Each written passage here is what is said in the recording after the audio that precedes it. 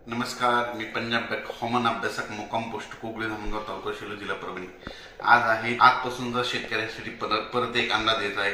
कारण की काय झालं की पूर्व विदर्भामध्ये आणि विदर्भामध्ये शेतकऱ्याचा हरभरा काढणी चालू आहे, गहू काढणी चालू आहे, तसेच कांदा काढणं चालू आहे, म्हणून शेतकऱ्याचा आणि तूर देखील काढणं चालू आहे। म्हणून खास करून हा अंदाज पूर्व विदर्भ आणि विदर्भाच्या शेतकऱ्यासाठी देत आहे।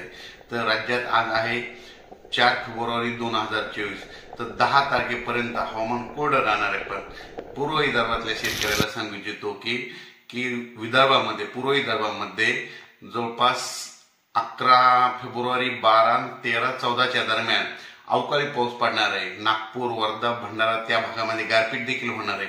म्हणून हे अंदाज लक्षात घ्यायचा। तर या एकंदरीत परिस्थिती तर राज्यामध्ये हा पाऊस फक्त पूर्व विदर्भात पडणार आहे आणि पश्चिम विदर्भात पडणार आहे। म्हणजे या दोन भागामध्ये पडणार। पूर्व विदर्भात 6 जिल्हे, पश्चिम विदर्भात 5 जिल्हे।